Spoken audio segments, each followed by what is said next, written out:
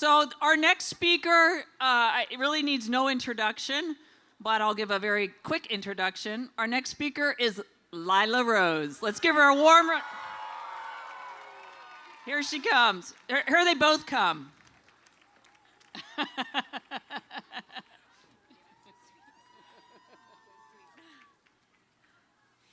Okay, what a beautiful crowd this is.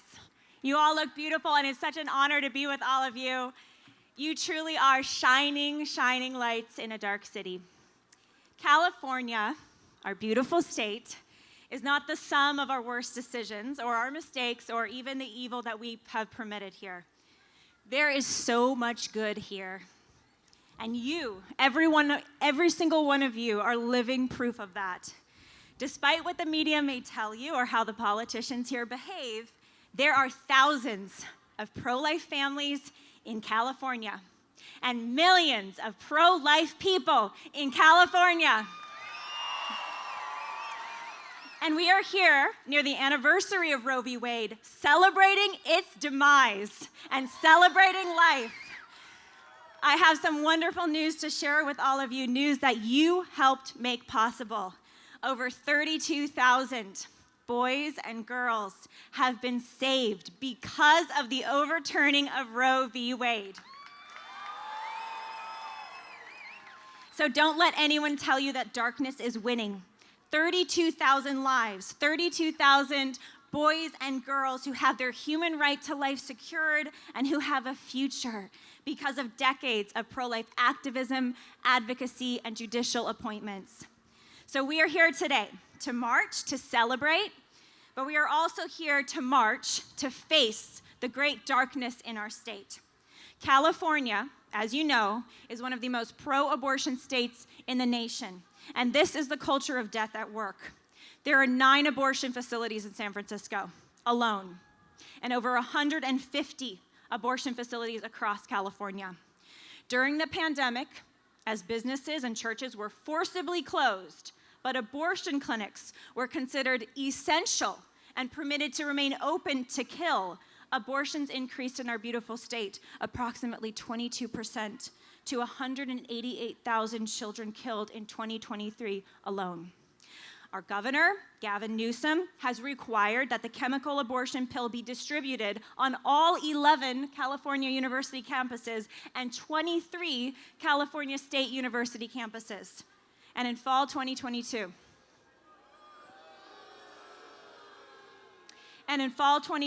Proposition 1 passed, enshrining abortion on demand up until birth in our state constitution. After the fall of Roe, 4 states, including ours, enshrined abortion in their state constitution as the pro-abortion side fought back. The situation we face has much darkness.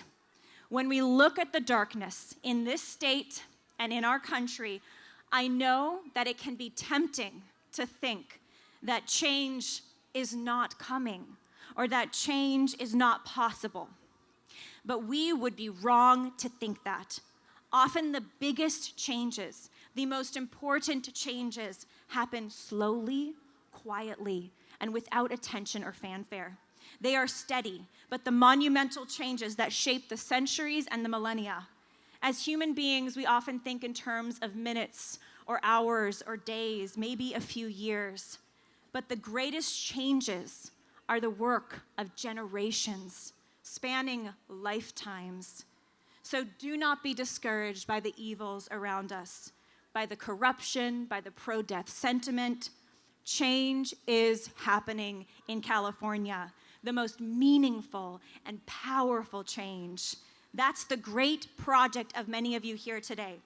Generational change, the foundational change of building a family, of raising a child, of building businesses, schools, churches, and homes, of a lifetime dedicated to family, to faith, and to community. The most important job of humanity is to recognize and cherish the value of every human life, to forge a path of progress for our future, our children. That's why God made the world, and then he made man and woman, and he called us good.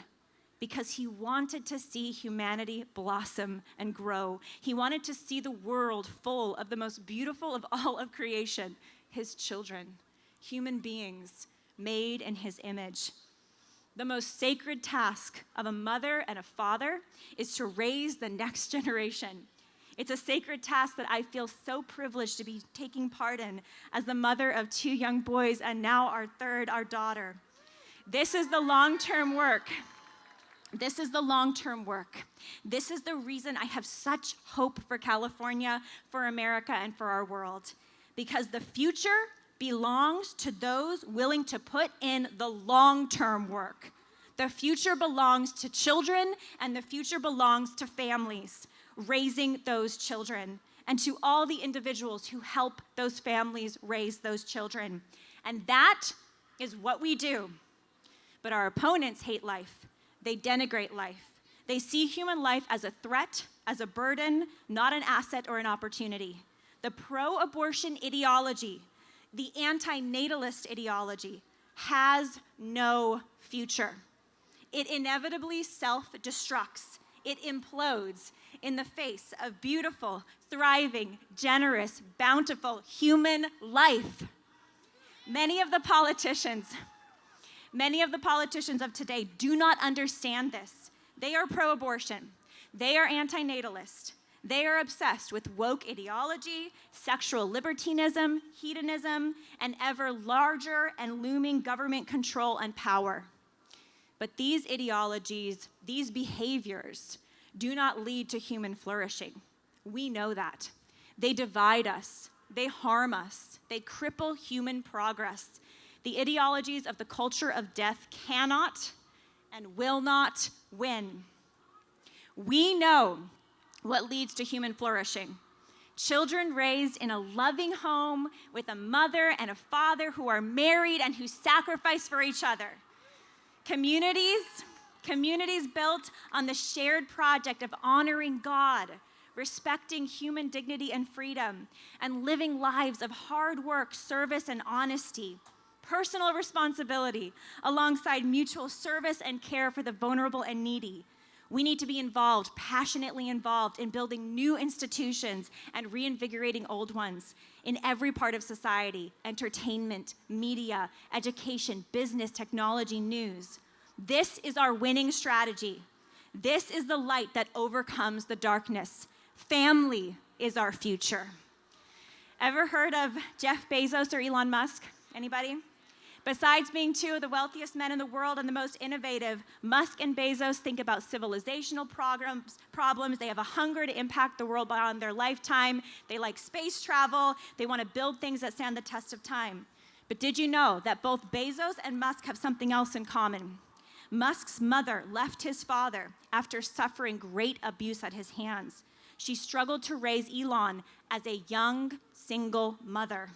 Jeff Bezos was born to a teenage mom, a young girl who hadn't even completed high school yet. Both these women would have been perfect candidates by today's San Francisco standards for abortion. One a young victim of abuse, another unplanned pregnancy. Too young, too poor, pregnancies too inconvenient. Even if not outspokenly pro-life, yet these men are living testaments to the value and the potential of every life. And this is something that we all here recognize today, that we fight for and that we want to protect. The value of one life. 32,000 lives. 32,000 boys and girls, because Roe fell, have a future. And so today, we recommit to this work, to raise our families, to build new institutions, to build our businesses, to invest in our schools and our churches, to pray outside the abortion clinic, to volunteer at the pregnancy center, to help the foster child, to help the families struggling to make ends meet.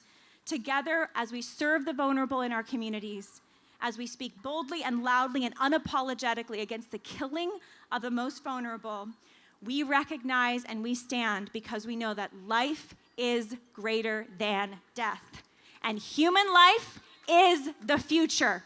Pro-life is the future.